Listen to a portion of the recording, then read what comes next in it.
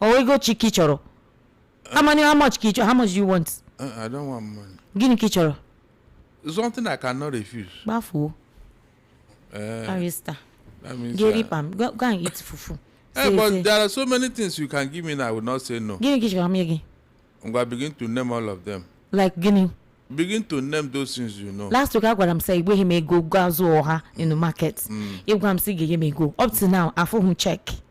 A guy here last weekend. I got my hair. Go. Obo give you may go. Okay, tell the truth. You are in a public radio. Obo give you may go. Why is actually going here? Beyonce, come closer. Actually, I don't want. We need to start this program quick. So let me just quickly tell you this thing before everybody gets us. Go ahead. So Barrister now no. Hansi SC ne yema go. I'm serious. When they end them, they going to make good things. They may go to poor people's homes, small touchery like that. Why did you put our name now? And in car 100 million, and in car 600 million. I go just now to everywhere. I say, hey, go di Barrister. Hey, yeah, we're turning here. No, can clean his record. Oh, record. Oh, any bad record now? Oh, a very good record. I did not call his father's name. Did I call anybody? His record is very clean. But as he go, he's just giving money. So Barrister, what do we do? Because here at VOP, we need this money. We need money to help a lot of our people. They are calling, they're hungry. Some people are sick. There's even one right now that is in the hospital. He says he has rheumatism in a traditional hospital and all that. Why can't they give us the money? They're giving people 100 what do they call it? 100 million. 100 million. They said they offered the VDM 600 million for NGO. When one lady on a scene on the streets, hey, go support of ST. Because ST I need go back. I need it. For Barrister. On may go. Issue for her on weekend or them. But no for. At least to relieve me. Barrister. To relieve me. Oh my God. Barrister, this is what I'm telling you, secrets. You're not supposed to tell anybody. No, I won't tell anybody. So you are going to tell me the strategy through which we'll tell ST to donate money for us so we can help a lot of our listeners that need help. Just with our contact, I can buy your issue. With that contact. Oh, God. Barrister, March the very early table second though. Yes, I know here by force. Let's start the program. Let's open mic. We are done with our secret talk. Yes, security. Ladies and gentlemen, we have officially commenced. Welcome to Voice of the People 90.3 FM. We do this audio visual, so you can actually go onto YouTube right about now, type VOP 903 FM, and obviously the program commences. We are audio visual, so you can virtually be part of the conversation anywhere in the world that you are and follow through with us. Barrister Darlington is analyst this evening on the Evening Rush. I'm going to start off with Rufi. I spoke about it during the world news at 6, and the big question is, why did Rufi make that statement on national television? Because the ICPC has come to tell us that it got some wiretapping equipment from his home. The family has come out to deny that it's not true, because the ICPC is saying to prove that they are not lying. Let it not be that somebody came and put some stuff in their home and claimed that they were the ones with those equipment. The family said no. They did not, there was nothing like that. That what they saw were old phones, flash drives, stuff of as way back as 20 or whatever years ago. Then there were questions to the family that you do know that the ICPC was coming to search your home. If there was anything that you knew could implicate your husband or your dad, I mean, you could have actually taken it somewhere. But maybe they were trying to prove that there was nothing to hide. So they decided to, you understand what I'm saying? They decided to just let it be. So in this regard, would you say that El-Rufai deliberately made that statement on national television. Possibly he did not know that it was going to get to this point, because that is one of the powerhouse of the ADC financially. He and Malami, and they're going through intense interrogation from the EFCC. In fact, right now, the case with El-Rufai is at the doorstep of the ICPC. After the ICPC, he will now go and respond to DSS. They're the ones that will now do their own interrogation. So the ICPC is saying that they're going to request for an extension for El-Rufai because of what they claim they found in his house. El-Rufai is saying that he is not going to say anything. They're misusing his fundamental human right. He deserves every right to be released, and he needs to be on bail. So obviously, anytime from now, that plea will be heard in court. The last time, the judge, they said he went on leave where he recused himself. We don't know another judge that be assigned to El-Rufai's case, in Abuja, in the Federal High Court. What's your take on this? I don't agree that nothing was found. If only the due process was followed. Esther. You don't agree that nothing was found? Yes, I don't agree. To what El-Rufai's family said? Okay. Now, how do I say so? The standard procedure is that whenever you want to search the house of any human being, any suspect, so to say, and before you can even enter the premises or the room that you want to search, the house owner or the suspect will first of all frisk you, search you, make sure that you are not carrying any incriminating evidence against him that you want to plant in his house. It is after the search and you are satisfied, and there will be camera to show this procedure. There will be camera to show it. It is after that the person cannot let you inside his room to do your search. And that is the procedure within that premises as you go around. And the cameras will be there to be your judge and your evidence. So the question now is, ICPC, did you go through this process? When you entered El-Rufai's compound, were you searched by any family member who were present, either the son, the wife, or anybody he appointed? Did you do that? Were you frisked? So that it will be clear that you didn't come into that compound with any incriminating evidence against El-Rufai. That is the first thing. Then, when you now do your search, whatever you discovered, the family had to authenticate it if you are going away with it. They have to, that is what they found there. They are taking it away as evidence. Is that not true? Yeah. Because you cannot take a phone. You cannot take away an ordinary phone away. And then tomorrow we now see something that look like a spy object in the court. And you say you found it in his home. There will be discrepancy here. These are issues. So ICPC, did you do the due diligence? Did you do the needful before when you came and when you left El-Rufai's house with whatever you find out? You must take pictures and the people there will authenticate it. But they're saying that they did this search in the presence of El-Rufai's wife and his son. But they've all come out to refute it and say it's not true. You heard what I said. It's not that you found something there. How did you find it? How did you find it? We have seen cases where people have come to complain that some policemen that want to do them in will plant something in their boot when they are searching them, and then tell the next checkpoint to hold them. Immediately they say, hey, wait. Immediately they don't open their boot and they will see something there, and the car owner and the driver will be say, but your colleague had this car just down there. How did this thing come into my boot? They say, oh God, that one now, sorry, we are going to the station. These are things that happen, and you must be very, very vigilant. When these people are coming for you, they will do everything to incriminate you. Because I wonder how El-Rufai will keep such an item in his house without telling his people. Yeah. You understand? Well, I wonder, that's why they must insist if due diligence was done. If it was not, then whatever we find out is null and void. That is not in the spirit of the Evidence Act or this what do I call it now? Witness. It's not in the spirit. You can't come and tell me that you found a gun in my house when I know there was no gun there. When I know there was, I can't keep a gun there waiting for you to come and find it out. Is that not stupidity? I mean, it's not possible. So if they came in with it, and now, I mean, you know how they do this thing. They can go to a corner and pretend as if they are searching something. And before you know it, something will not happen. They will drop it there.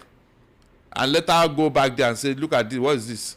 So there are many ways they could do all these things.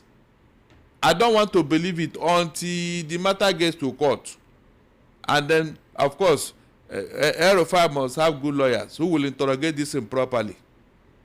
If the evidence they found out did not meet the standard procedure, the court will not recognize it.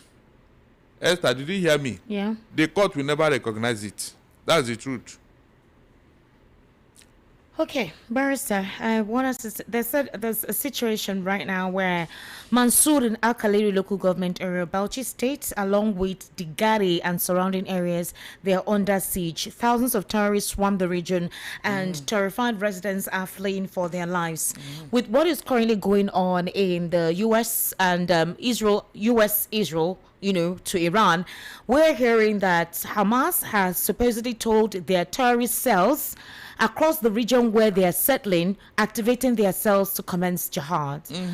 And obviously, we already, there were talks that the reason in the situation of Iran is the fact that, according to what President Trump is saying, that one of the core reasons why he did what he did is that the people of Iran need a regime change, and they're the ones clamoring and they're happy for democracy. Now, there are talks as to how Trump has supposedly been a disrupting governments, all right, disrupting a process. Iran claims not to be producing any nuclear weapon, but there are talks that it's more of a theocracy, a dictatorial government. Some set of persons there in Iran say that they believe in their leader, the late Khamenei. Others say no, it's a dictatorial government where freedom of expression, freedom of rights are not granted to the people. But it's funny because Iran is seen as the capital, one of the capital of Islam, and most of our Muslim faithfuls here are agitating and saying that they're standing for Iran. In fact, there are people saying Nigeria stands with Iran. We saw some of the Shia members, with placards protesting and saying that they actually partner with Iran. The Nigerian government, the Minister of Foreign Affairs, in fact, I think the Minister of Foreign Affairs for states, all right, has written a letter, an official letter, telling the U.S. to please try as much as possible to de-escalate what is currently happening.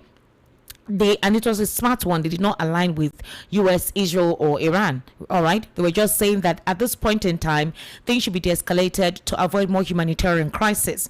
But back home here, Nigeria is going through the ordeal. It seems the terrorists have become worse than they were. Let's just listen to this. Teasing, right? I mean, some of these things are meant to be abated. You're not supposed to carry on with these activities. Could this be the work of this person activated? Because we took the sporadic state of insecurity recently, after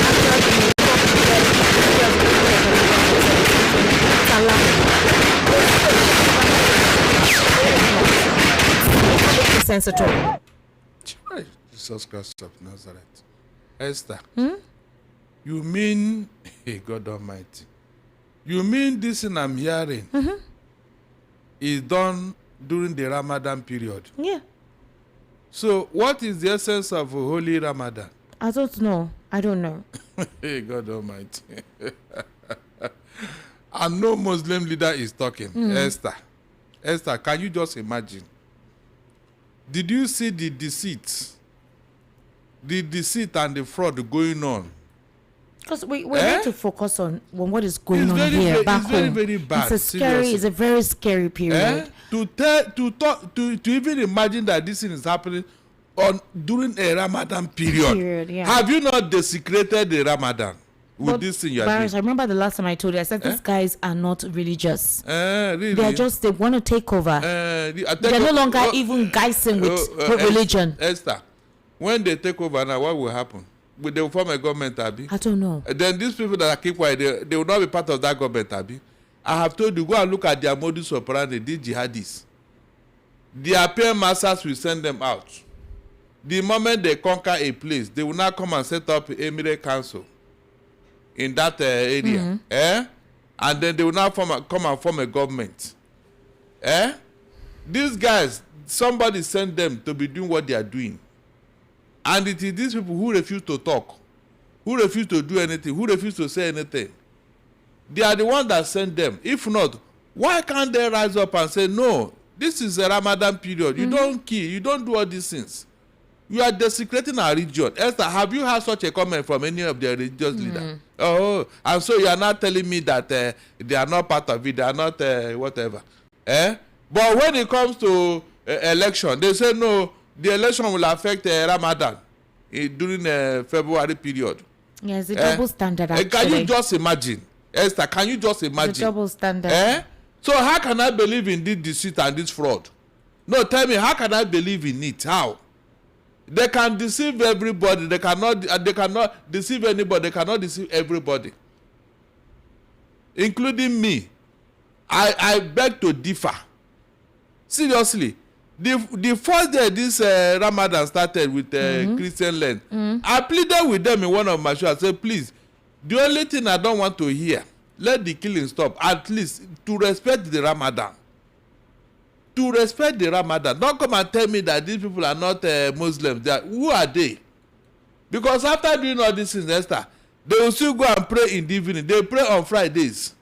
So which religion are they professing? It's crazy because this is basically, for example, Mr. George Amupiton has given a supposed not confident response. He's not confident in the response he gave about a smooth sail or perfect election for 2027. I mean, the 2027 elections are coming up, and this is supposed to be an opportunity for Tinubu to focus on governance so that they could use some of their strides as a template to campaign.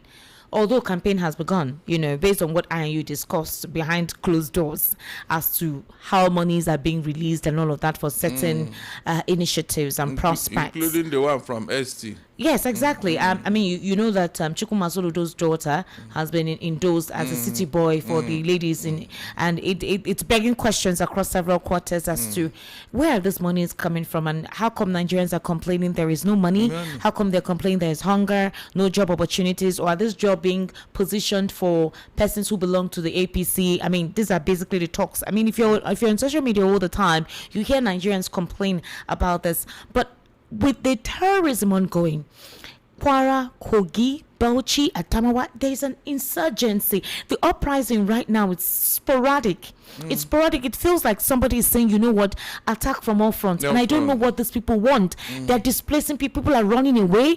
And I don't know if they're the ones that are going to settle in these places. We've heard that possibly by 2050, the Southwest will accommodate more than 50% of Nigerians because of what is currently going on. If this is not tackled, and there will definitely be pressing issues on social amenities to cater for the needs of everyone because they're looking for safety. So what is going on? Before you respond, let's take a listen to Trump. Over the past 36 hours, the United States and its partners have launched Operation Epic Fury, one of the largest, most complex, most overwhelming military offensives the world has ever seen. Nobody's seen anything like it. We have hit hundreds of targets in Iran, including Revolutionary Guard facilities, Iranian air defense systems. Just now it was announced that we knocked out 9 ships plus their naval building, all in a matter of literally minutes. Khamenei is dead. This wretched and vile man had the blood of hundreds and even thousands of Americans on his hands and was responsible for the slaughter of countless thousands of innocent people all across many countries.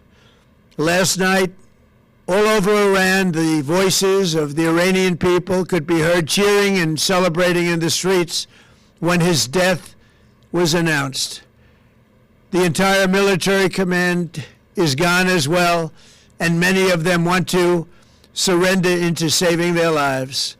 They want immunity. They're calling by the thousands. Combat operations continue at this time in full force, and they will continue until all of our objectives are achieved. We have very strong objectives. They could have done something 2 weeks ago, but they just couldn't get there. Earlier today, CENTCOM shared the news that 3 U.S. military service members have been killed in action. As one nation, we grieve for the true American patriots who have made the ultimate sacrifice for our nation, even as we continue the righteous mission for which they gave their lives. We pray for the full recovery of the wounded and send our immense love and eternal gratitude to the families of the fallen. And sadly, there will likely be more. Before it ends, that's the way it is. Likely be more, but we'll do everything possible where that won't be the case.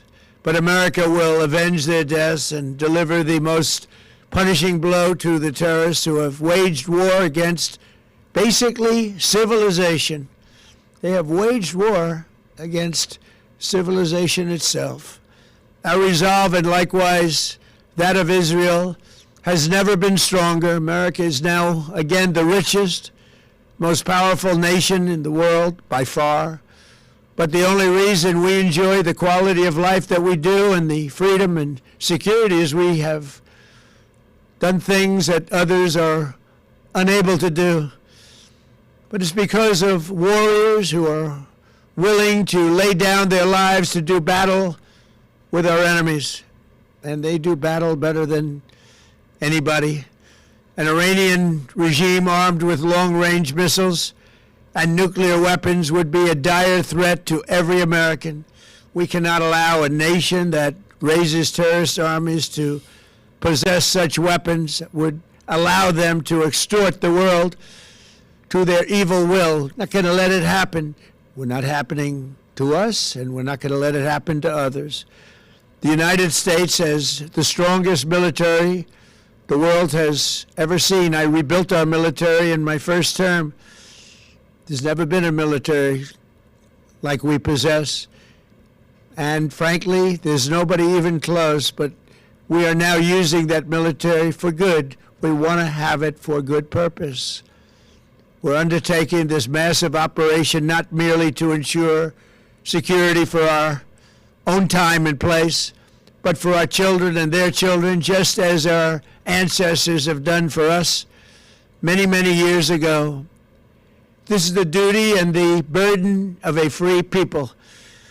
These actions are right and they are necessary to ensure that Americans will never have to face a radical, bloodthirsty terrorist regime armed with nuclear weapons and lots of threats.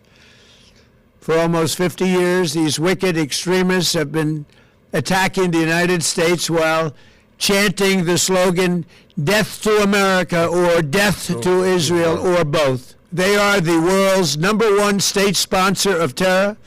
We are the world's greatest and most powerful nation, so we can do something about what they do. These intolerable threats will not continue any longer. I once again urge the Revolutionary Guard, the Iranian military, police, to lay down your arms and receive full immunity or face certain death. It will be certain death. Won't be pretty. I call upon all Iranian patriots who yearn for freedom to seize this moment, to be brave, be bold, be heroic, and take back your country. America is with you. I made a promise to you, and I fulfilled that promise. The rest will be up to you, but we'll be there to help. Thank you. God bless you to our incredible warriors, and God bless the United States of America. And God bless the Federal Republic of Nigeria.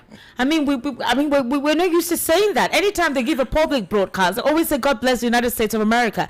God bless the Federal Republic of Nigeria. Any enemy of darkness that wants to decimate this country, God should focus and decimate them. What is all this? But Barrister, it's not a joke. Based on what is going on, remember I was asking a question. Experts are warning that this conflict could actually cause a major destabilization, especially in Africa, because of U.S. security resources. These individuals will redirect, and obviously we know what will take place. As of 2026, jihadist groups such as Jama'at Nusra al-Islam al-Muslimin and Islamic State Sahel province are already operating with increased intensity in Nigeria, Mali, Burkina Faso, Niger, with violent incidents in the borderlands of Niger, Benin, and Nigeria, and is rising by 90% between 2024 and 2025. This broader conflict with Iran provides this group with ideological motivation for further activation. You heard exactly what just played now.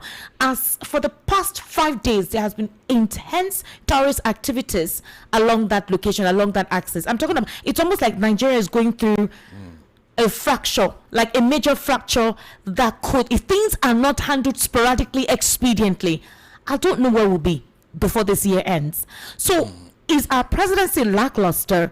What exactly is going on, and why has he not addressed Nigerians based on what is currently happening? No address whatsoever at all. With all the killings, we're seeing them. Do you see what happened very recently in, was it Plateau State? Yes, Plateau State, very recently, where Reverend Dachoma was standing over bodies.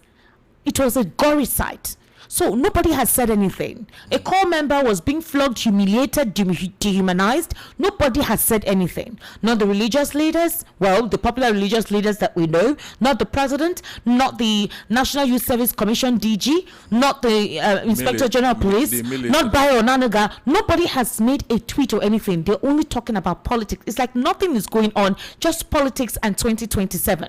You see, when you said God bless Federal Republic of Nigeria, you know I was chocolate. You don't want God to bless us?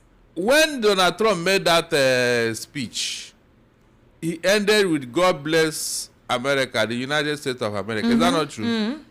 Have your president ever made such an address? Please tell me. Since January 25th, 2025, that America bombed some parts of Sokoto and all that. Has he ever come out to make a statement as to policy direction of the government concerning this threat of our lives and our security? Has he? Look at what has happened so far. Has he ever come to make any statement? But he will be quick to receive those who are defecting into APC. He will be quick to laugh at the opposition that have gone in disarray. To tell you where his priority is. Then tomorrow he will tell me he wants a united Nigeria. He wants this. He wants that. But nepotism is playing out. The man that retired from this civil defense. Let me go. NSCDC. NSCDC, Abi. NSCDC. The highest ranking officer in line is said to be an Igbo man. But because of that, they now elongated the tenure of this man who have retired though. Esther. I mean, I discussed it during the World News at 6, and I did not understand it. When it first of all happened, a lot of persons were already saying, oh, it's because it is from the southeast. And I was like, no, let's not let people not get paranoid. There's a process, there's a standard. The president needs to give an order before there is any handover. Of course. And unfortunately, the speculation that was already rife across several platforms was, confirmed with Barry Naniga releasing a press statement. But Paris, the thing is, that is what they are after, nothing else. You see all this nepotism, all this politics, just mundane things. Okay. These are very mundane. Who are those advising the president? It is he's the one advising himself. Shebi, they said that you should do a constructive criticism. It's not even about. So we are at a stage where there's an uncertainty. The real issue that is bedeviling us is that you swore to protect life and property. That is what you swore on oath. Esther, have you fulfilled any of them? And the people that are supporting him, they will not see anything wrong. They will not talk to him now until the bubble bursts. They will now start looking for scapegoats. Esther, mark my word, they will start looking for somebody to blame. Who said what? Who did what? They will never agree that the problem is from them. With the way this country is being run today, Esther, do we have a country? Look at Donald Trump. He has taken the war to Iran. That is, take the war to their doorstep. But here, the enemy have come to your doorstep. In fact, they have entered your room. They have entered your room. You couldn't talk. So when are you going to talk? With all this you are hearing with wiretapping, Rufi, this and that, is Nigeria safe? A real issue is coming. It's on the way. Whatever they are trying to do, a stitch in time saves 9. Each time we come here and we advise this president, he will not listen. He will not even take this decision that will embrace every Nigerian. No, but Barrister, this is not funny. Oh. You just heard what I played. In fact, it's not just an audio; it's a visual. The residents were running away. The terrorists were. It's like you're playing with them. Look at they're gunfire. shooting and they're running. Look at gunfire as if they're in a thick war. Did you understand? Middle of a war. It's like some part of this country is not part of the country. The sound of this gun alone and is Barrister, enough to we're not hearing anybody. Eh? Nobody is saying anything. Nobody is addressing anybody. Nobody is talking. I have checked all their platforms. No one is addressing this. And the president hasn't thought of having a national address, addressing the entire nation. The only thing they're focusing on is how the ADC is not serious, how Labour Party is this, Wike going through a media chat, boasting he will, if he contests for elections, he will win, saying Ireti Kingibe will not come back, but he promised that he's saying that she will not come back, that because she has not done anything. That's what he was saying. He said it with confidence, and it may happen so. He said it that in this next elections, Ireti Kingibe will not come back. I mean, these are statements made in broad daylight via media chat, and nobody is saying anything. It has become a norm. The brazen anomaly has become a norm in a polity like this with a president that supposedly fought for democracy. So what are we doing? What are we dealing with? I mean, at this point in time, do you know with what is currently going on with Israel and the US Israel on Iran, that countries surrounding Iran are already feeling the aftermath of this? Kuwait, Abu Dhabi, in fact Jordan, these are neighboring countries. They felt the impact of Iran's missiles. And Nigerians there, do you know that some Nigerians who are there, because the foreign ministry has said they're going to send a chartered plane to bring in Nigerians who are currently either in Israel or even in Iran or neighboring countries to come back home. Some of the Nigerians there say they're not coming back home. Of course, it's home better. Have you not heard of people who ran away from problem abroad only to come here and die in Nigeria? No, have you not heard of it? And they regretted their action. Home is not better. That is just the simple truth. It's even worse here because here, nobody is doing anything. Nobody is saying anything. It's worse here. So those people, manage and see how you can safeguard yourself over there. No, a couple of them are already doing some videos. They say there are bunkers close to their homes. In fact, in Israel, some areas, activities are ongoing. People are going about their businesses. Electricity is not disrupted. In a country that is supposedly, going through the war process. Their air defense is super notch. Do we have an air defense in Nigeria? Ask them. I thought you were APC woman. Is it APC that has only been in government? Yeah, the one in government now. I mean now, yeah. Under their word that this evil is going on, Esther. That shootout I had now on air, is enough to annoy any patriotic Nigerian. Imagine terrorists doing that kind of exercise in a sovereign nation, Esther. Terrorists. Look at the way they are shooting and shouting and making noise. My question is, why has the president not addressed the nation? Esther, please, I don't understand them. Anything you say now, you don't have respect for Tinubu. You don't have respect for, you don't like APC. It's not about liking. No, Not everybody will like the APC. That is what they not will tell everybody you. will like the opposition. They will So never anybody agree. who complains if people don't say positive things, it's a normal thing. You will have critics. A couple of persons, in fact, a lot of persons don't like Trump. As at this point in time, even persons that you would think would support, they don't trust Trump. They don't like him. They feel that he's the terrorist. So obviously, it's not everybody that will support you. But my question is, what the kind of the spike in insurgency? Why has that case not been addressed? Esther, you know why they have become bolder? Because they discovered that the government is weak. If there is no crack in the wall, the lizard will not enter. They have seen the crack in our security architecture, and that is why they are so bold and so arrogant and so. I mean, I don't know how to describe with impunity, and that is the burn of the contention here. Do you have a military that has a marching order?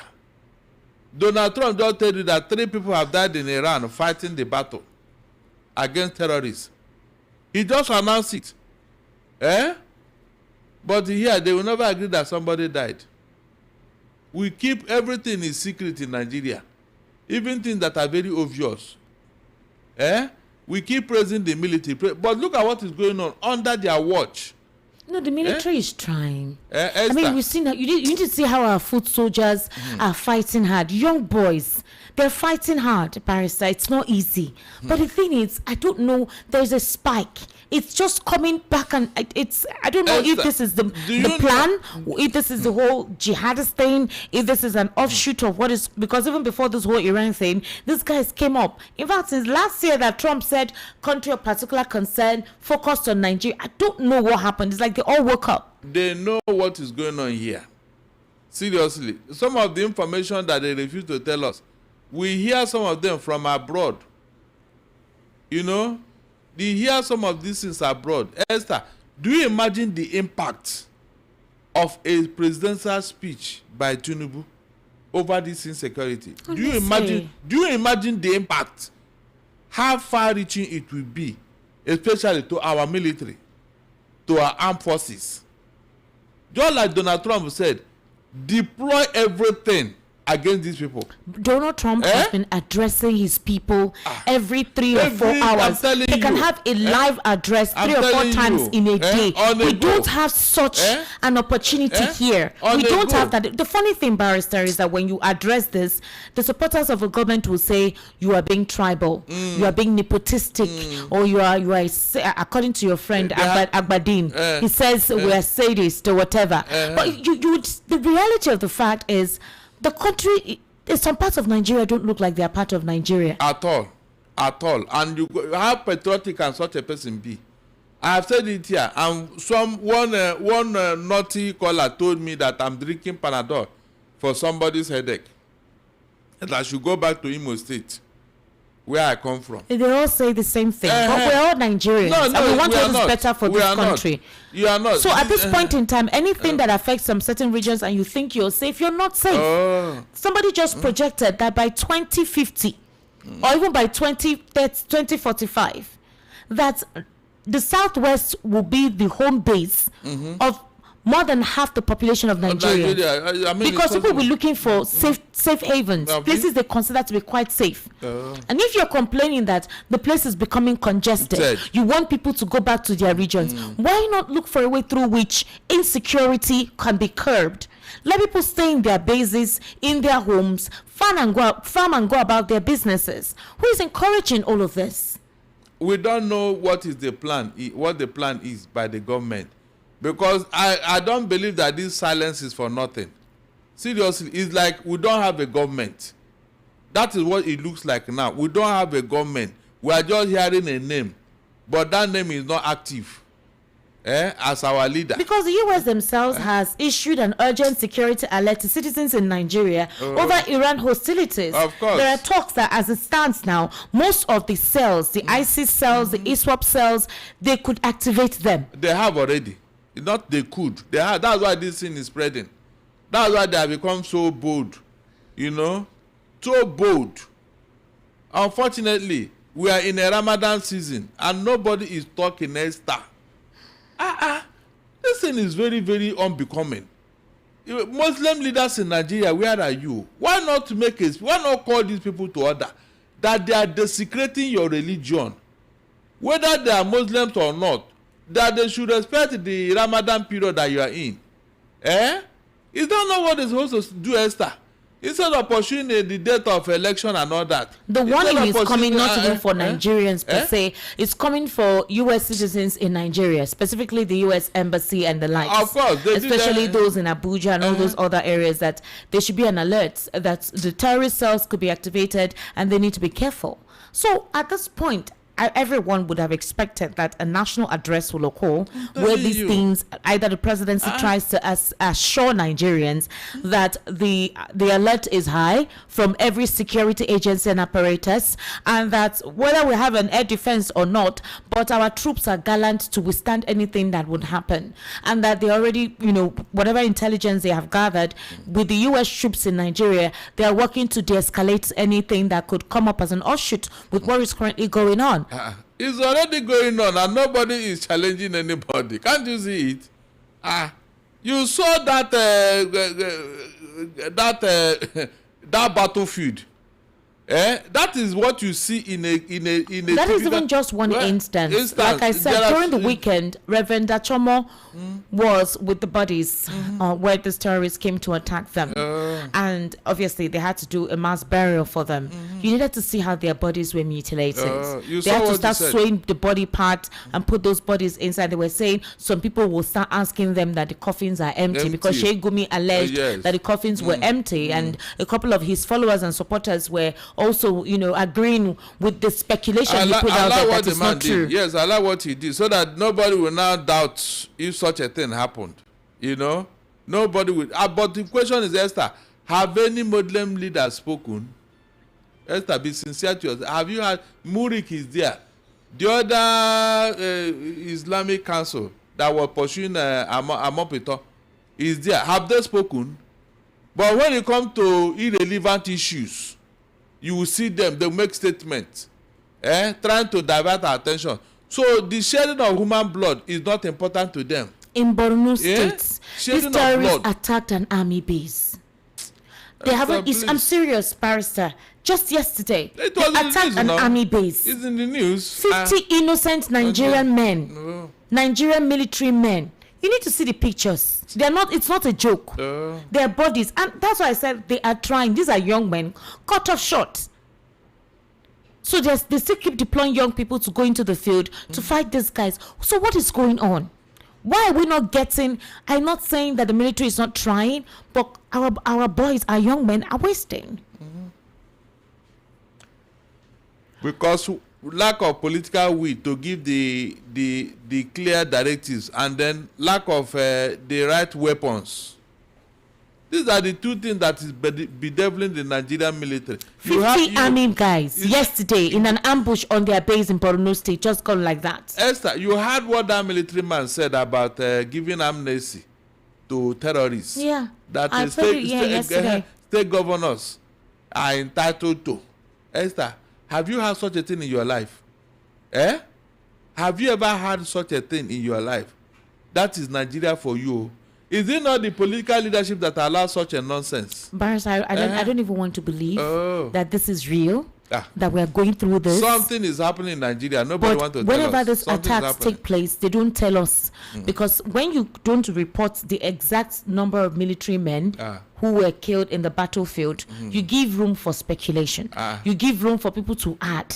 But the thing is, a base was attacked. They took their weapons and all whatnot. Now the Nigerian military is fighting back. We're not trying to demoralize them. They're really trying. But the situation is becoming overwhelming.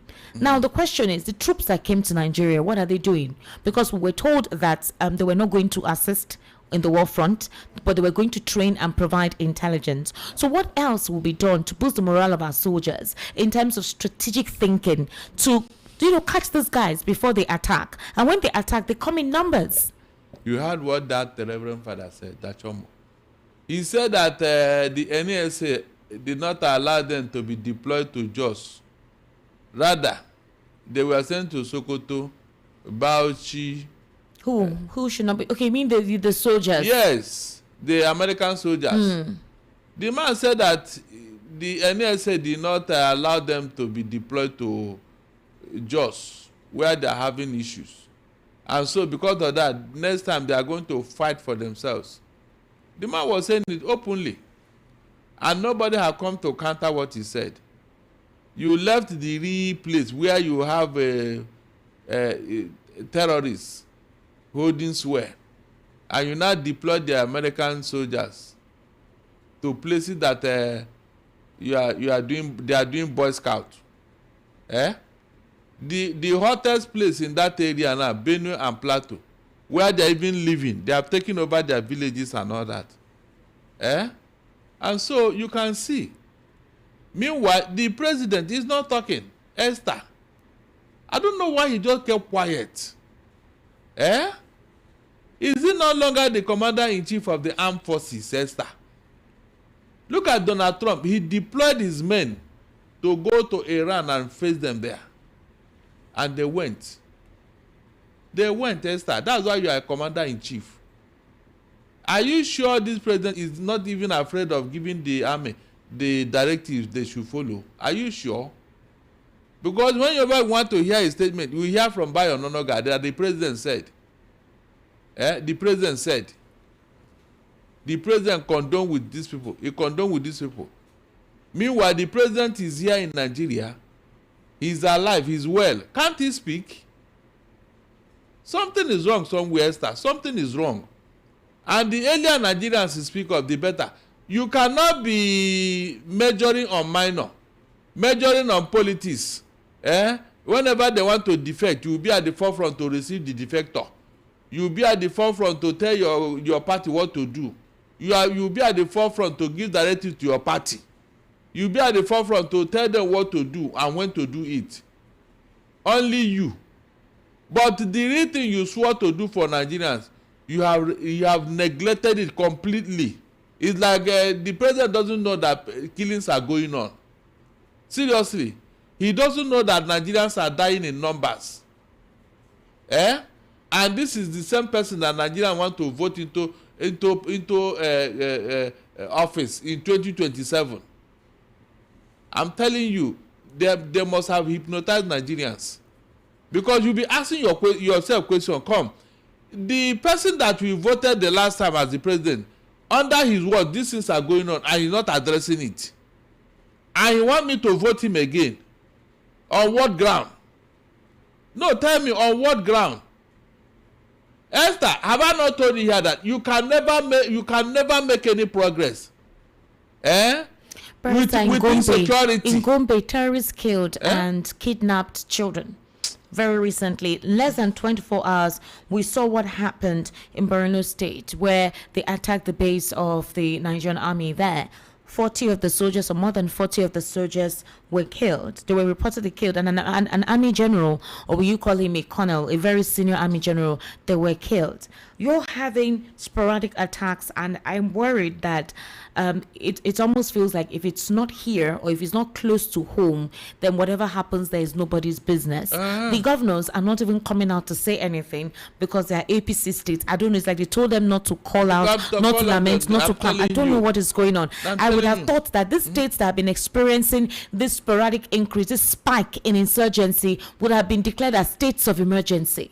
This is the kind of address we want to hear from the president, to be assertive, to be firm.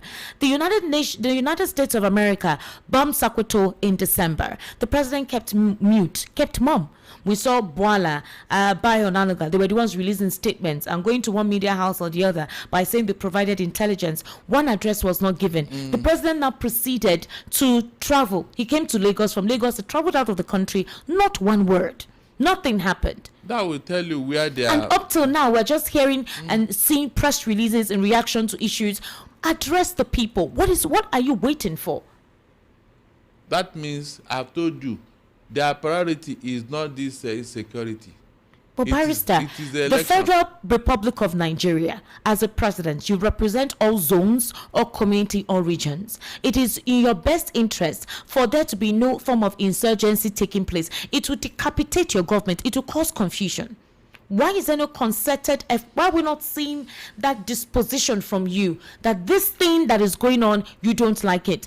The president's wife went on a television program, I think CBN News thereabout, in an interview where she said that this thing going on is not a genocide, it's like farmer-herder clashes, and that now that this is the election season, so all of this happening is politically motivated. That was what it was drawn down to, politics. That the killings taking place is politics, almost like it's the opposition that is feeling the insecurity. When the Minister of Defense has told us that there is a serious pressure from the Sahel, in Mali, in Burkina Faso, this guy is a serious pressure on the Sahel, and it has exponentially increased since 2024. And you're telling us that it is nothing more than farmer headers, or it's politically inclined? I don't think so. They are just telling us a bunch of lies. So since is it not 2009? We have been with this thing. We are talking of 15 years of terrorism. So throughout that 15 years, we are doing election, Abi. No, look at it. We have been doing election for 15 years now. It doesn't add up seriously. Election comes after 4 years. Is that not true? Is that when you experience any electoral activities and all that? So the first, second, and third year of your being elected into office, is there peace in Nigeria? No, let us begin to tick the boxes. Was there peace in Nigeria? You know very well that you are up to something, but you don't want to own up. I would have loved to give some examples here, but I will not, because whenever you give such example, people will leave the issue and start talking rubbish. What example do you want to give that people will leave the issue? How this thing has happened in the past and where it started.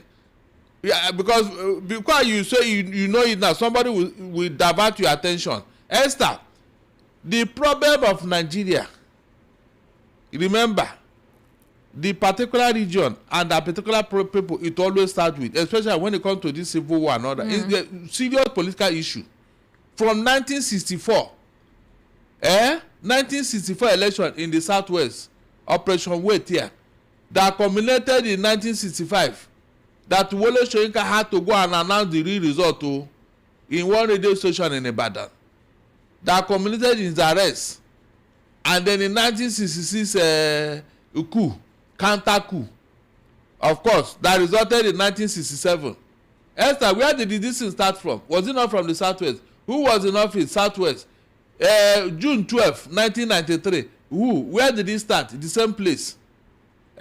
Just look at it. The trajectory of events. And now this one is going on under a Yoruba man's watch. Nobody will see with his administration. Don't make it seem as if it's under Yoruba man's watch. Well, listen very well. It has become worse under Tinubu. It was not like this.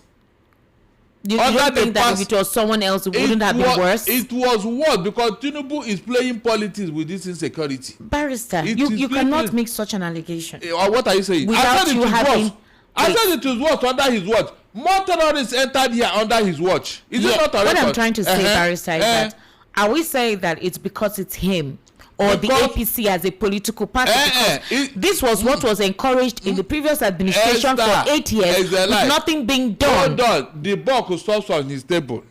Let the same muscle, the same dexterity, the same effort Tinubu is making with his political party.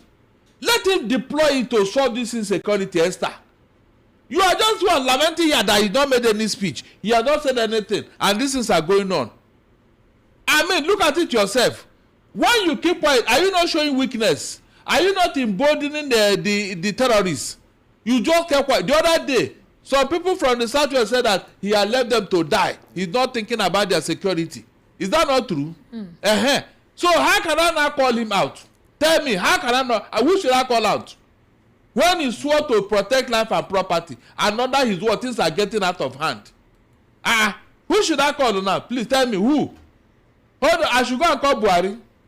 Is he the one in charge?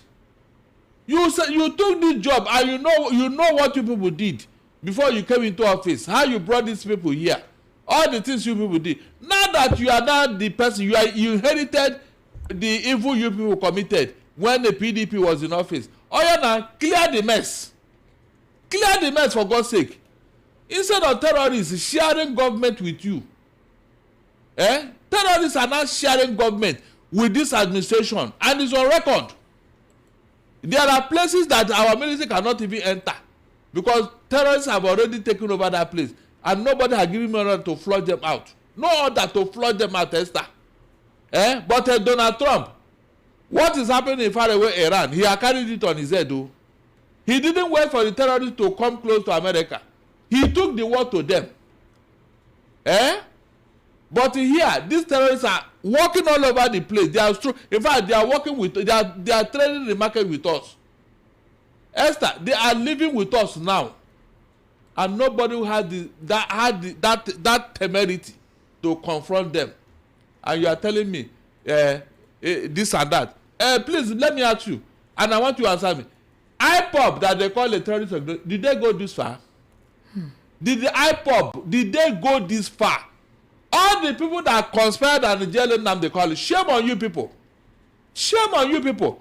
IPOB or ESA, they didn't go close to, they didn't do 1/10 of what these people are doing.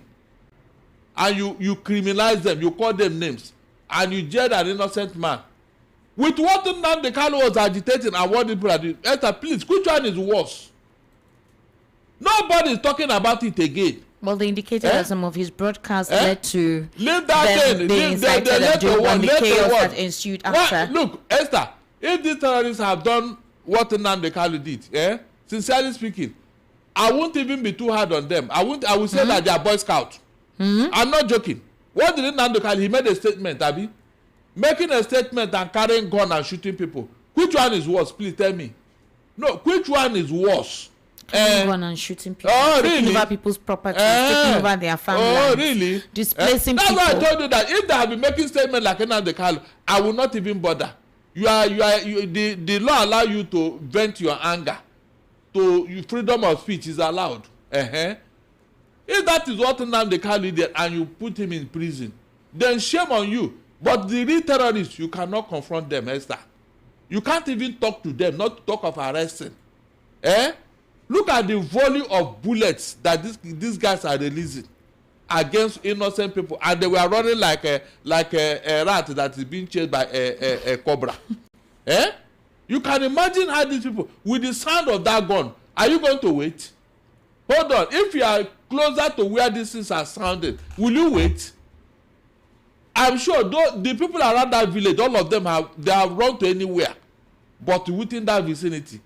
With the noise of that gun, you don't need to be told what will happen if you decide to wait. First, let's listen to Obe Ezekwesili. Let's listen to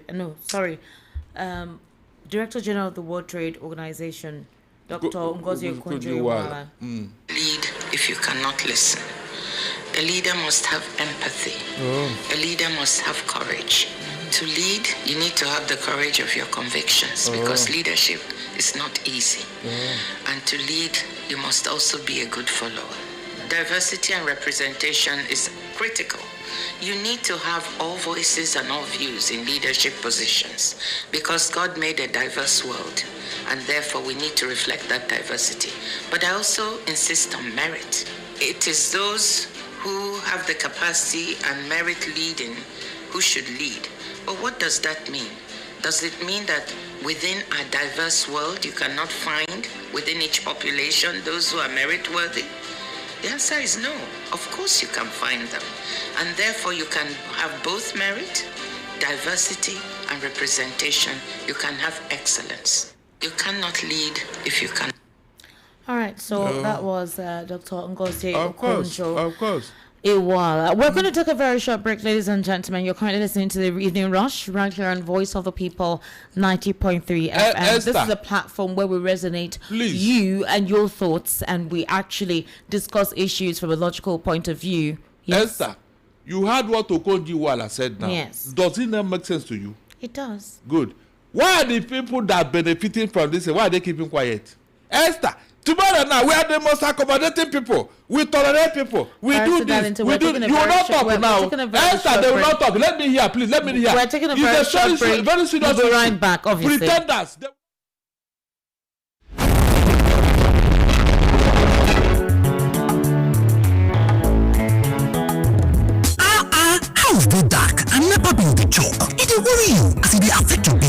Solution don't come. Imagine say you wake up for morning, light no shake, fight don't block, business no get wahala, everything dey okay. No be dream with Yohaku. Now you dey control your light. Yohaku dey sell gas cooker, freezer, fridge, and then go furnish you with modern kitchen whether na inverter, batteries, panels, smart street lights, then a solar AC system wey you wan use for house, business, and for industrial work. Yohaku stand chim to help you. Bye to NEPA bill no wait till transformer go spoil again Oh yeah, run call Yohaku for 070-121-30260 or 080-324-82573, or you fit to call 080-669-60066. For Lagos, we there for shop F1179 Industrial Section, Ojo Alaba International Market, or shop G6 Electronic Section, Alaba International Market, Headline, Ute Obochi Plaza, Abuja Office na Corporate 13,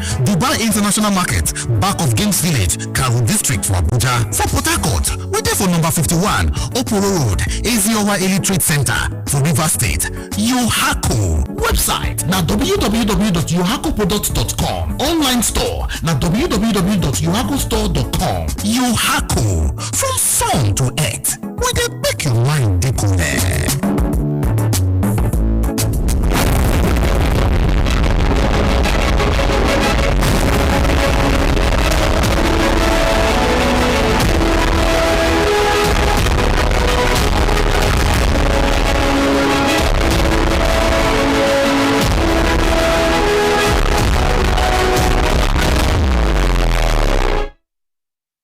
Welcome back. This is still the Evening Rush right here on Voice of the People 90.3 FM. Barry, so you were saying before we went on that break so we can open the phone line. Yes, exactly. Look, I don't want somebody to come here one day or call on phone and be talking of tribalism. Look, I will get angry with that person. You cannot blame me for what you are guilty of. You cannot come here and make noise again that somebody talking of tribalism or divisive analysis. Meanwhile, you are the chief culprit. Why is it that nobody is talking over here, Esther? I mean, in large number. A couple of them, maybe a couple, one or two is not enough. It should be. I'm talking about critical mass, where they condemn things, the way they condemned it under come out like that. Come out and make such noise. That's what I believe you. There are numerous actually who have been calling out this anomaly. Unfortunately, their voices get drowned. Really? Yes. Why is it that their voices will be heard when another person is there? I mean, critical mainstream media, the Lagos Ibadan press, they are not highlighting this in the way they highlighted it in past regime that they are not benefiting from, Esther. Is that how Nigeria will grow? Tomorrow now they will come and tell you, they are not cooperating with us. A certain religion doesn't want our cooperation. He doesn't want. How can they cooperate with you when you have sidelined them from governance? Esther, how? These are the issues. I said the way these people blame you for what they are guilty of is very annoying. Go to the mirror and look at yourself. Are you doing right?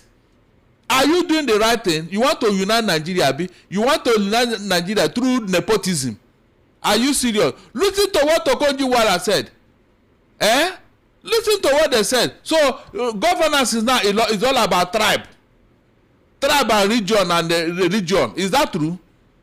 The day any Igbo will go there and appoint just one Igbo, Igbos have taken over. They want to divide Nigeria. They want to. But Barrister, don't you think it's just a convenient distraction? Wow. Possibly because they need to maintain political alliance with the North.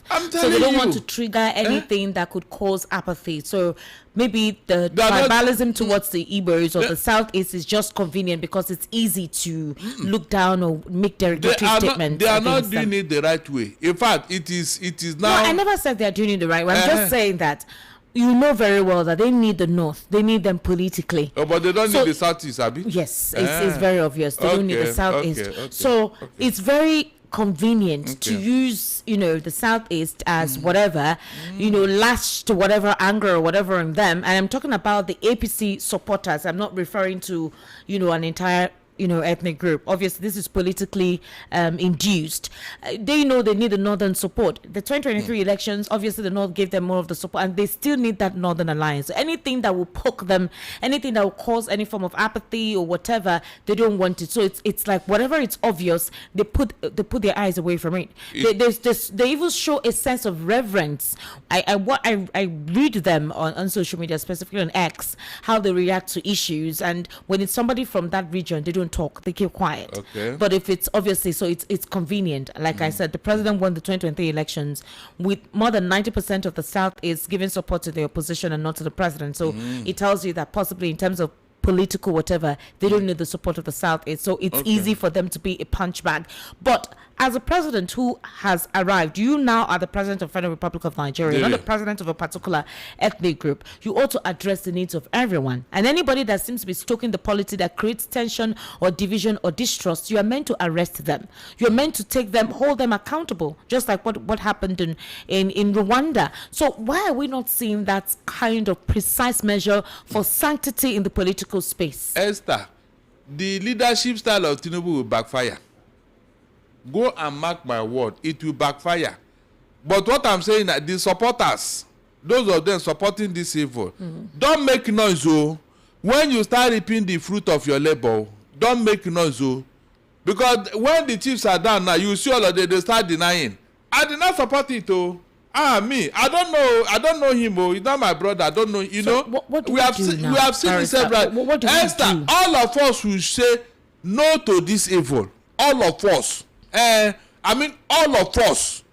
Not when 2 people are talking, 10 people will be supporting. How can we move forward? No, tell me. Have you not noticed that whenever opposition want to hold meeting, they call them hoodlums. They go and scatter the place. Who sent them? No, you mean they went on their own, Abi, and you did not arrest anybody? Esther, nobody was arrested. From what happened to Edo State. No, they arrested one Steven guy who made a threat against Peter Obi. The DSS has taken him up. The petition was written to the DSS. His tweets obviously were presented. That one in Rivers? Yes, the one in Rivers. In Edo? In Edo State, the Commissioner of Police said they're investigating the incident, but they haven't apprehended anybody. Yes, it's true. Yes. Even that day, they didn't see any on marker, baby. They didn't see any.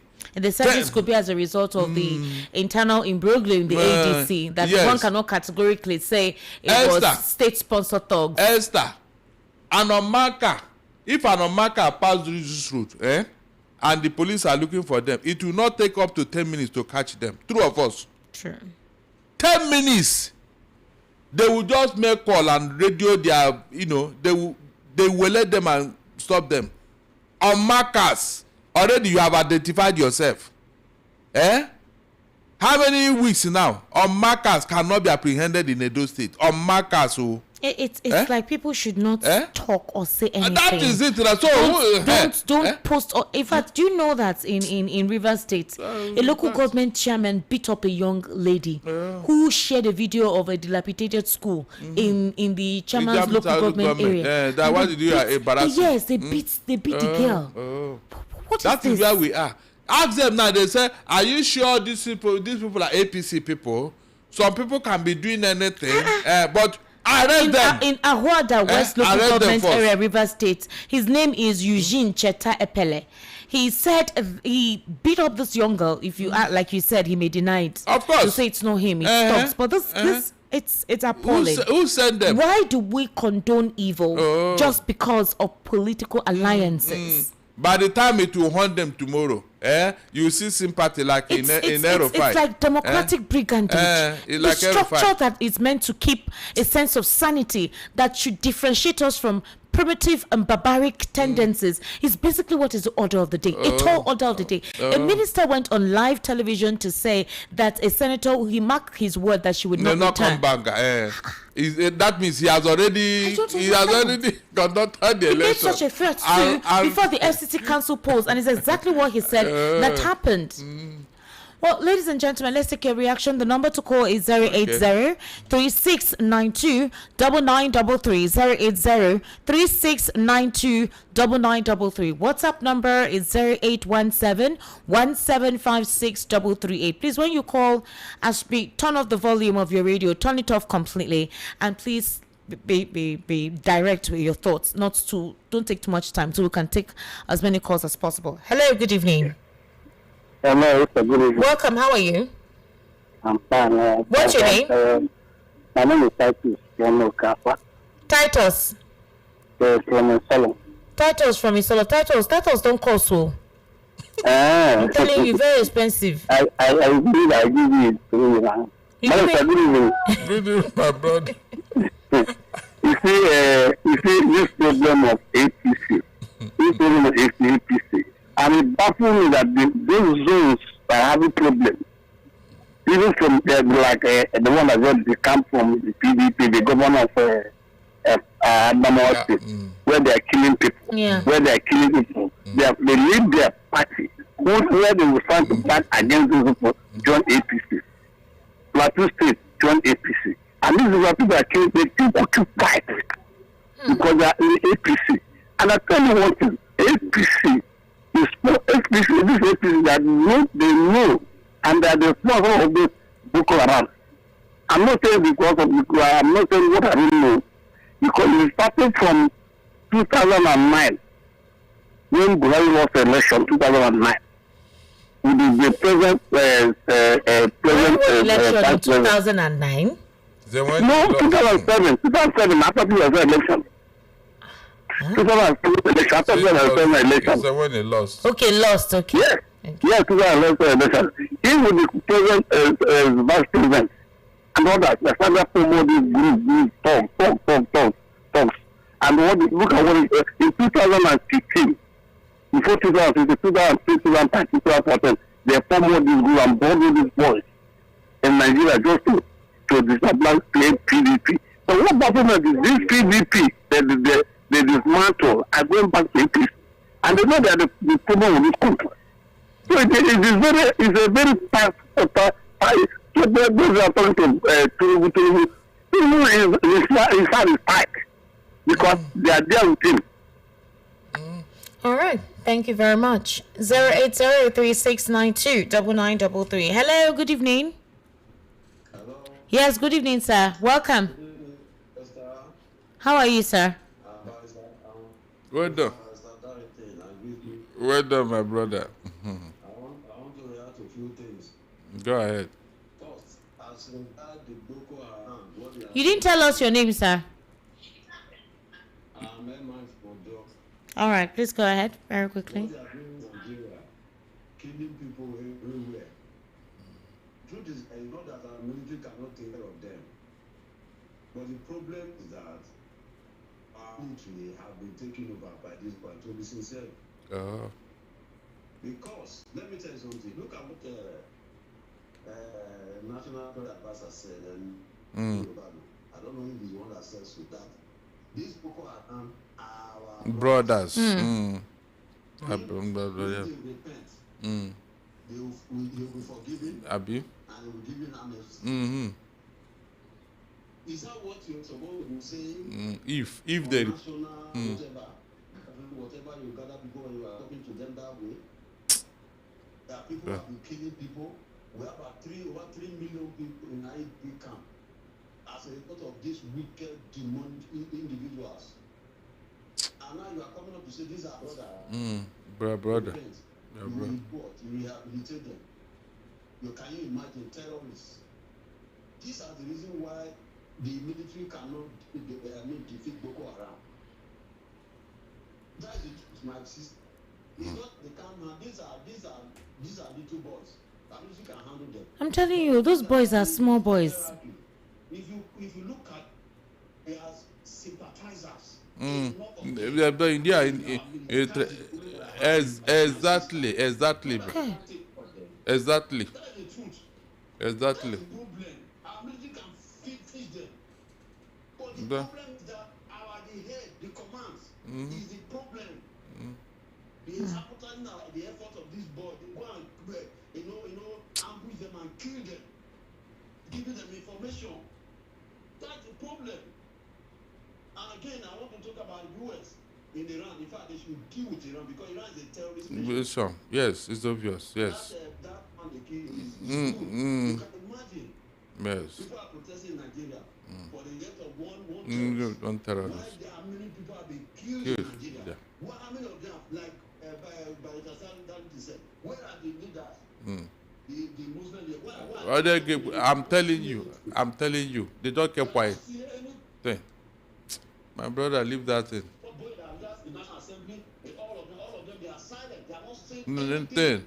They go to they are killing people, burying people, and nobody making no, don't mind them. These are they know exactly what they are doing. And to Randall, there's nobody in charge. Look at Trump, what he said. Abi? He addressed the nation and he said exactly what he wants to do. And exactly what he wants to do. Nobody will stop him except I thank you very much.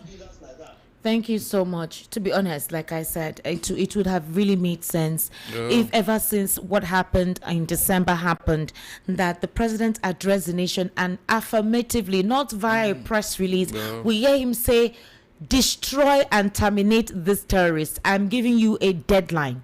I need you to decimate them.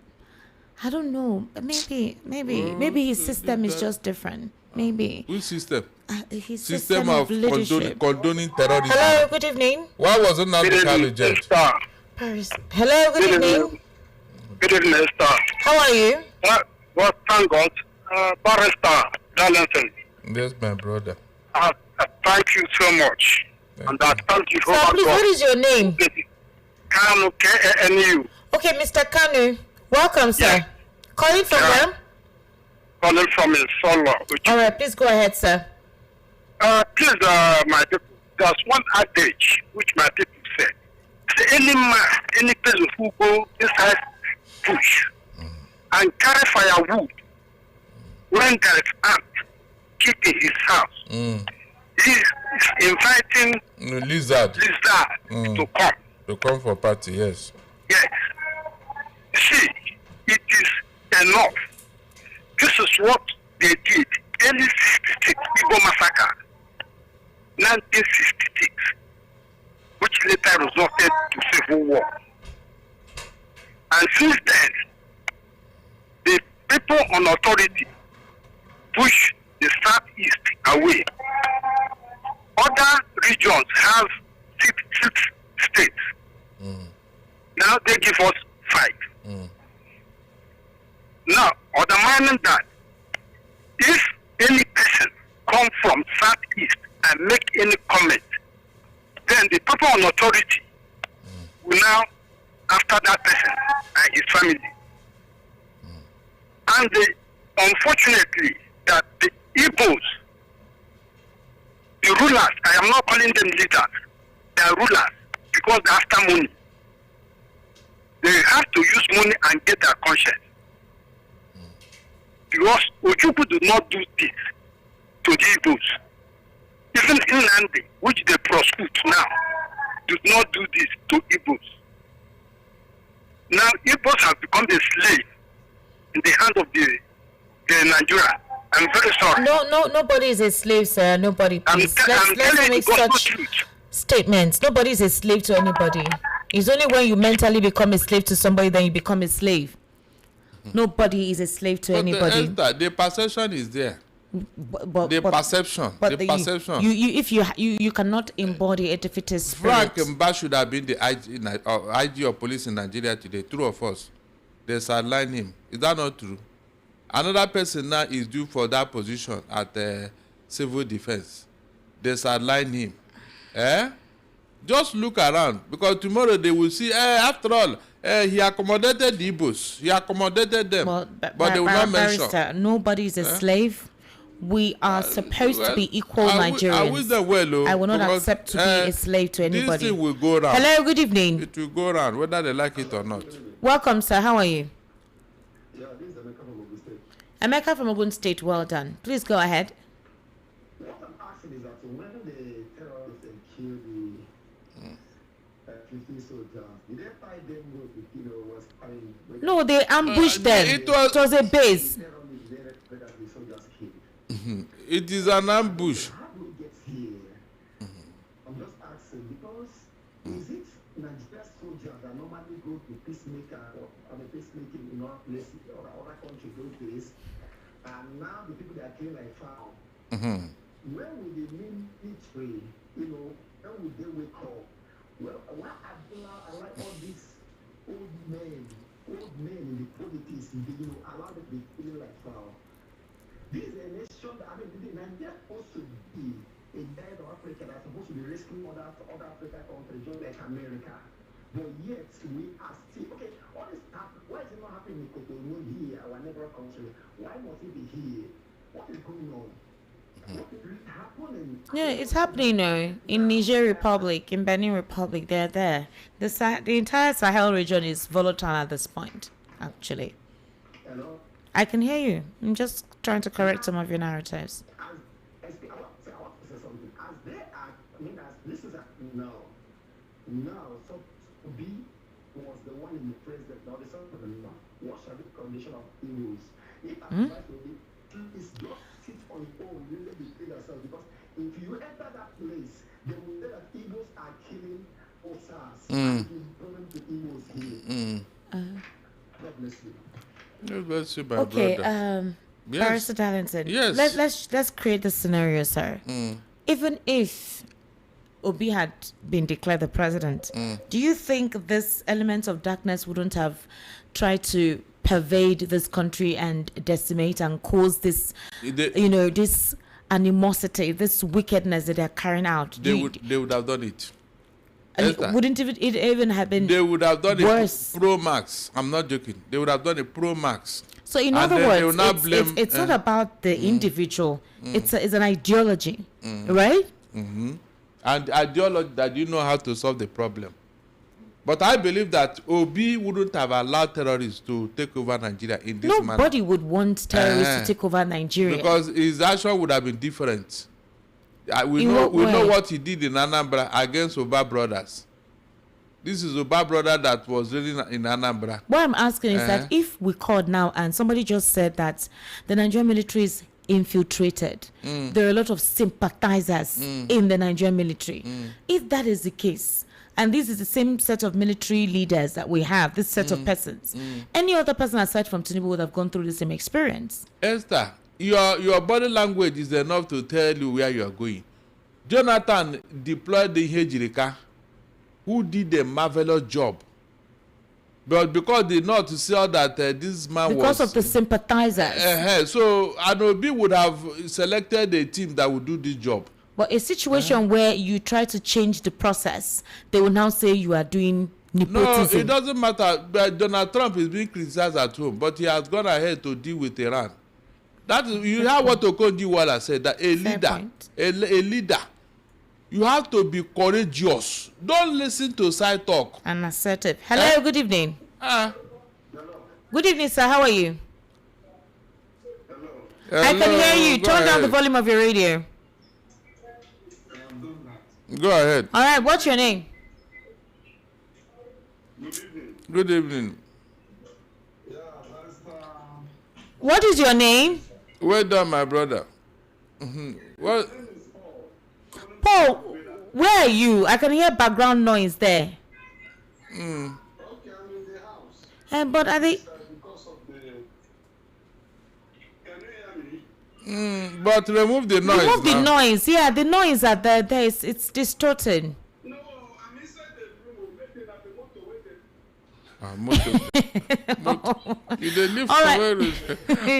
Go ahead. inside the room here with me.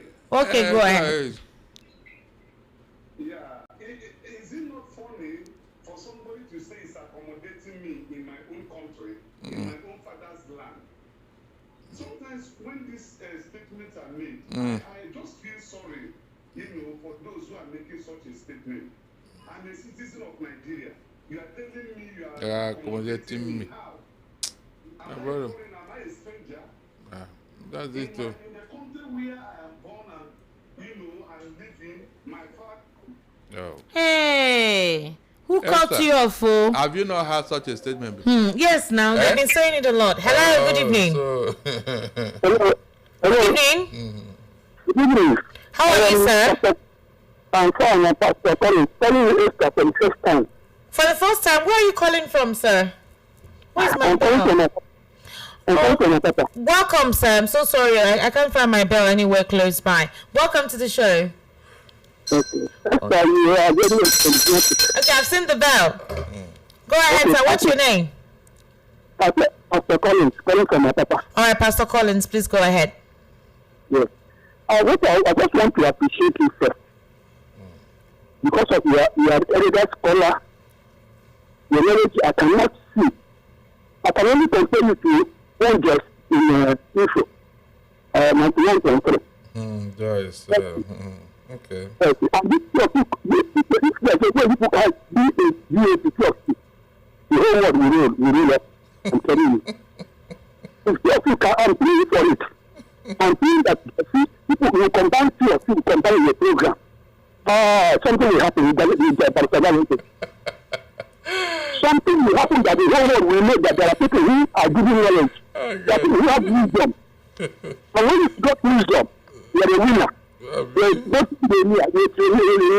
But if has surprised me, everything that is here is a non-economic.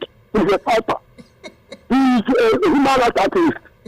He is a barrister about the He's the best in the world. They are talking when he was from Star FM.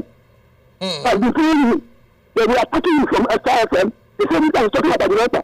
In radio 94.3, 94.3 or 94.5, radio now, where the news was.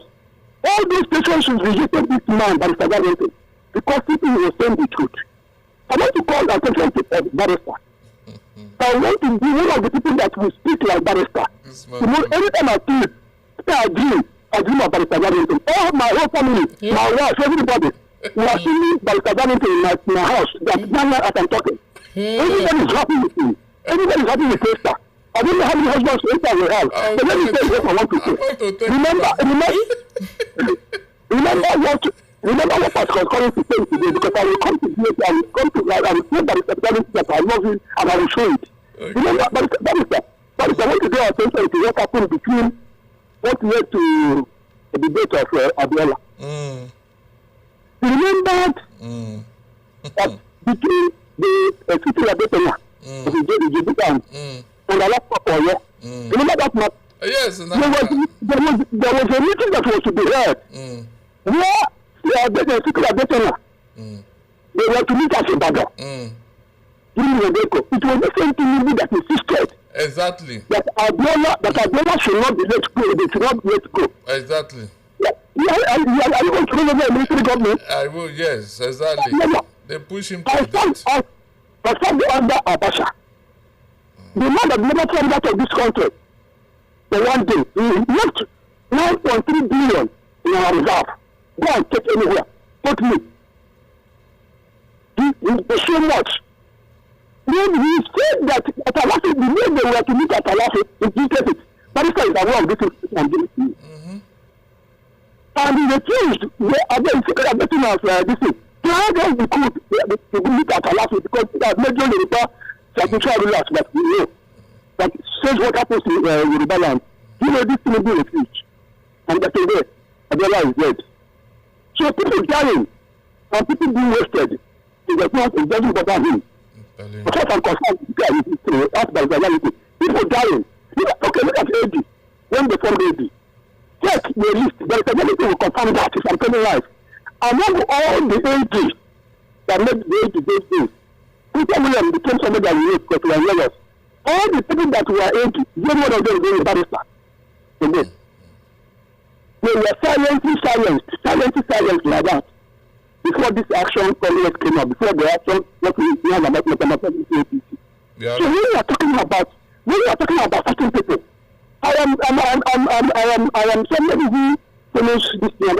I keep holding the papers. As far back as 1980s, I have papers that I'm keeping. This was the citadel of media those days. The only information you get to use when you use to know that you got the information. That is the last program of information. information. They could get them apart. This is what we have been living today. Today is intense democracy. People are dying. So people dying already,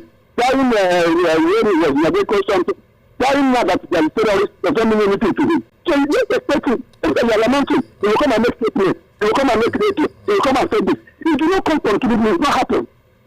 And what is they want to set our house and turn back? Have you heard any major statement that is made as a God-fearing person? Any day we hear. Now, I listen to. Thank you so much. Please, we need to take other calls. All right. This man just reminded me how Abiola died.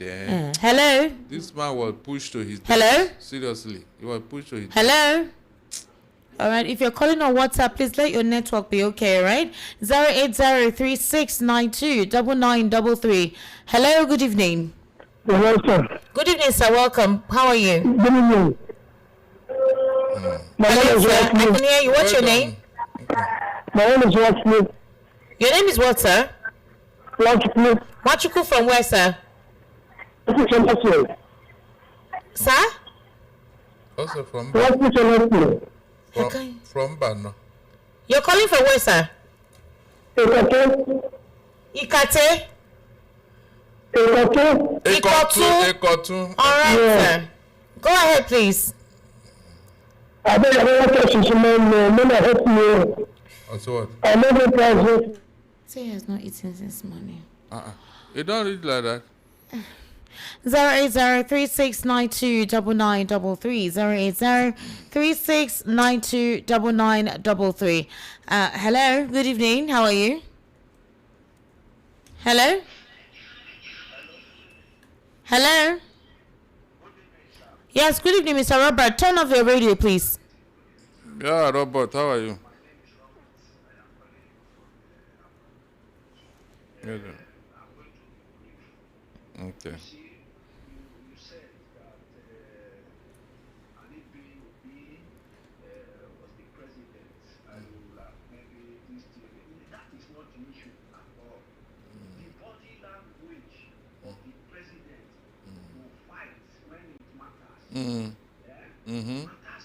Yes, I said it. Yeah. The president of America, whenever his speech is very emphatic, he made the speech.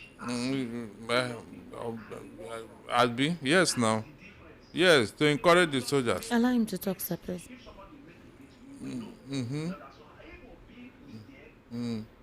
language will tell us if he will be able to fight. Yes, I gave example in Anambra. To stop this insecurity that is troubling Nigeria, just three things. Number one, they need to remove Matawali from that whatever position is holding. Remove Ribadu from that place. Because it's just it's like an apologist. Then, these Chinese people that Buhari throw money from, these Chinese people, you stop them, drive them away, and stop mining at least for now. If you do these 40s, I'm telling you, this security issue will reduce. Thank you very much. Thank you, my brother. All right, thank you. So this person says, let me take a few messages. Good evening, Sama, in the station. Uncle Barrister Darrington, God will continue to bless you, and anything that belongs to you, living and non-living things, shall prosper. Amen. So shall it be. Amen. Thank you very much for enlightening us from Baba Adoga. All right, Baba Adoga, good evening. Good evening, Esther. Any Nigerian that still believes that there is a government in office needs to wake up from their slumber. Imagine numbers of armed men, including civil defense, deployed for Osun State election, Ekiti State and Edo State elections. Imagine the degree of armed forces deployed against NSAS and NBAD governance. My question now is that, where are the machinations and the armed forces in the presence of these massive killings in Nigeria? It is more obvious that government is no longer suspect but culprits. And if somebody somewhere still praising the government, then you have found your agent, Rismore. All right, Rismore. Good evening, Esther. Do you know why I love you so much? It's because you're a woman of integrity, fearless woman, but respects everyone that respects him or herself. Fearless woman in the sense that you fear no one and no human being can intimidate you by any kind of word or confuse you for what you know. You always stand your ground. I always listen to you and your analysts, especially this very first man. Okay, thank you very much. In fact, you are trying very much. Keep it on. Esther Barrister, please, if I should advise Obi, I will tell him to forget everything about contesting for presidency come 2027 till these killings, kidnappings and of human beings and destroying of human beings are over. Even if it takes 200 years to stop, he can then contest back before they will say that Igbos caused war in Nigeria from Augusta. I'm telling you. Esther Barrister Darlington, keep saying the truth no matter whose ox is gored. The lopsidedness in this country is really alarming. How can terrorists rule in a section of the country yet no decisive action to rout them out? I'm not sure the advanced trip to our country from America, because America I know should have concluded on what to do before leaving their country. Is a trip they have come to watch Nigerian environment before going back, or have they been compromised? Tony Anele from Ijagemo. All right. Hello, good evening. How are you? Good evening, sir. Welcome. How are you? Hello. Can you turn down the volume of your radio, sir? I could hear myself at the back end. Hello? Yes, what's your name, sir? My name is Reginald. Reginald, calling from where? I'm calling from South Africa. All right, Reginald, please quickly go ahead.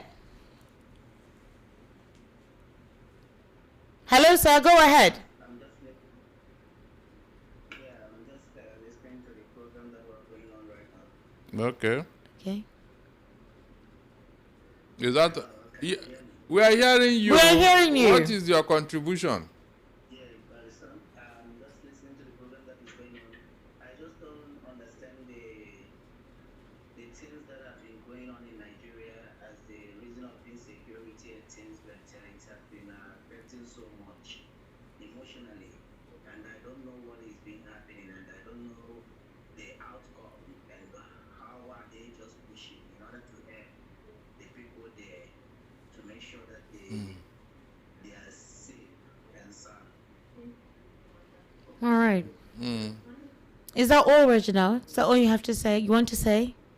The man. Actually, what I want to say, because I see that maybe most time it has been affected, especially on the east part of Nigeria. So the things that are happening there, and what I'm just seeing now is not like giving joy. Yeah, it is not giving joy at all. Thank you, Brother. Reginald. Thank you for calling, all right? And this is South Africa that we saved yesterday from appetite. Hello, good evening. Hello? Hello? Hello? Good evening, my brother. Go ahead. Hello? Good evening. Good evening. Yeah, go ahead. Yes. Can you turn off your radio? Go ahead. Barrister, wait, let him turn off his radio. Are you the anchor of the program? Which What? one you they do, Seth? I said, man, go You ahead. be anchor. Did I say Now that? you the steady sheep. I You say said go ahead. What you go ahead? Hello. You started. Hello. Good evening, sir. How are you? Yeah, my name is Prince Wale from Ikeja. Okay. Where from Ikeja? Yeah. All right. Wale, can you speak up, please? I need me to appreciate Mr. Darlington Well done, sir. for his wisdom, knowledge, and historical knowledge. God will continue to bless you, Memo. and for this country to turn around, it will be a gallant witness to it. Amen. Amen. Esther, Sir? you are doing a good job, Thank you, sir. but always allow your analysts He's always fighting me. to address whatever they are trying to address. Then the only thing is that I don't know. But I said it all. For the current president to have a repeat of the election, his records is enough to update. Enough to update him. Not the propaganda that is going on.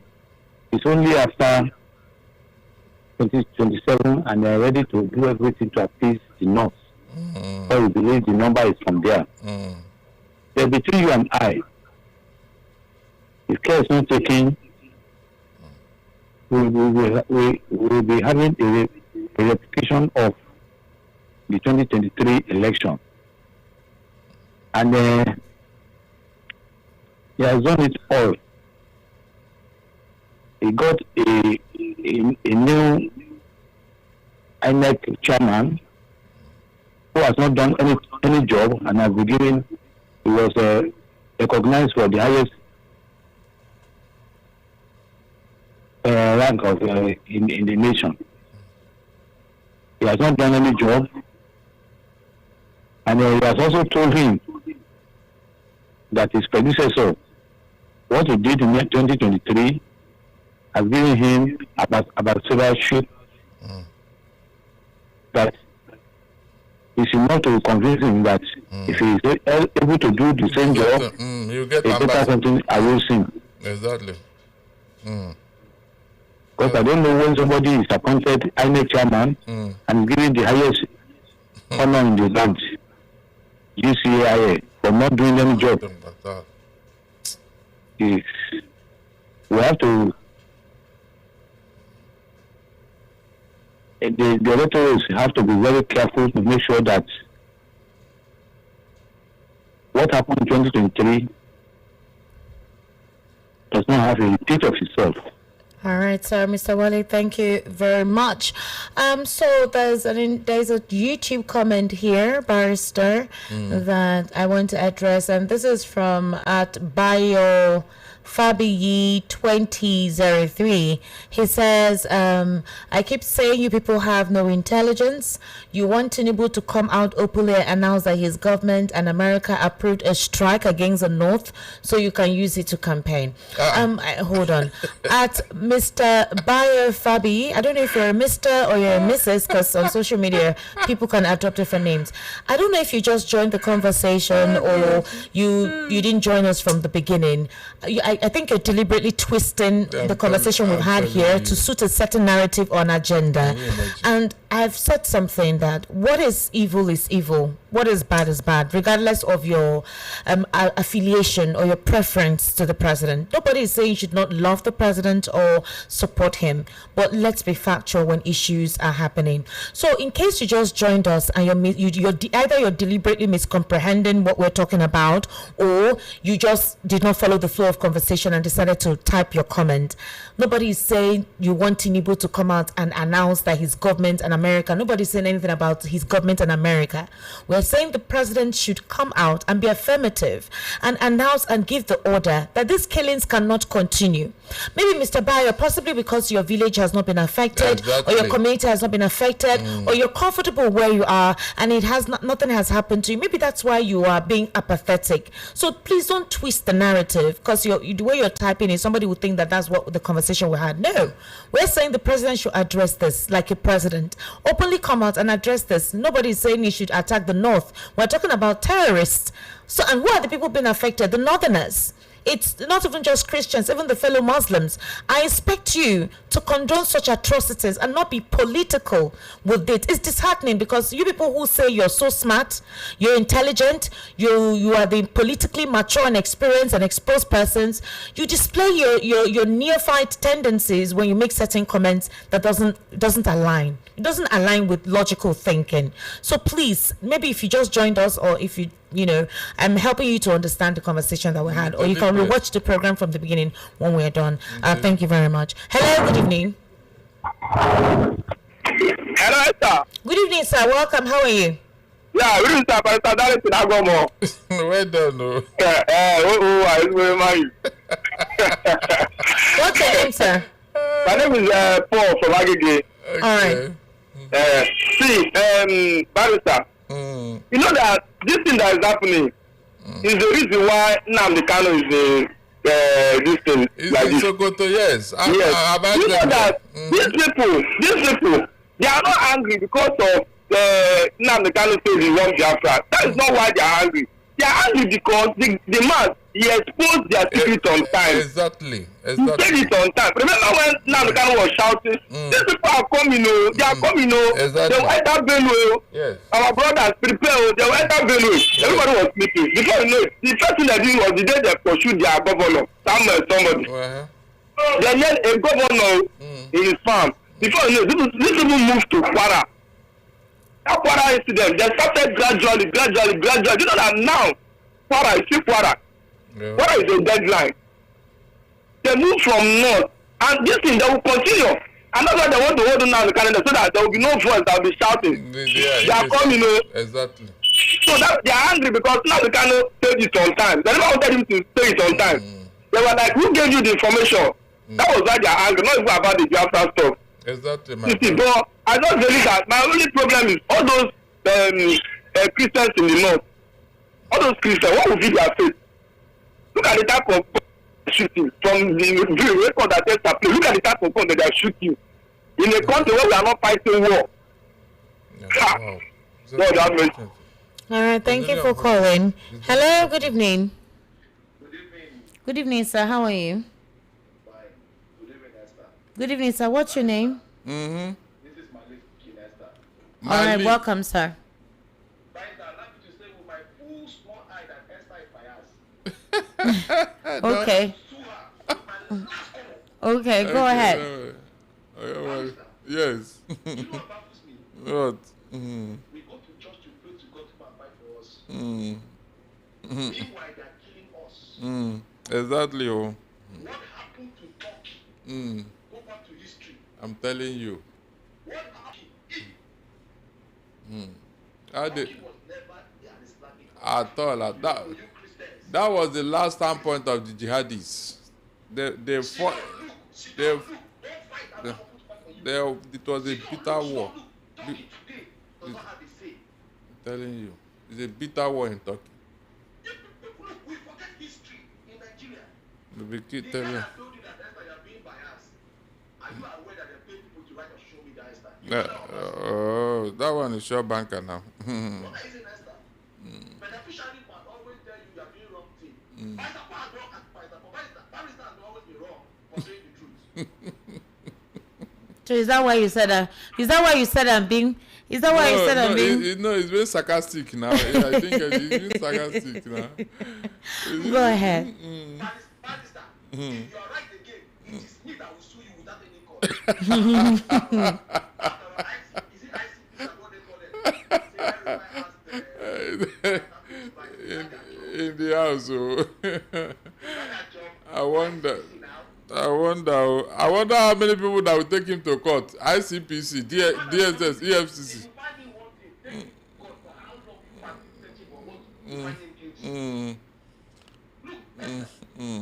You see, because they got Nigeria. Me, including me, that is under my early 40s, and those are in 50.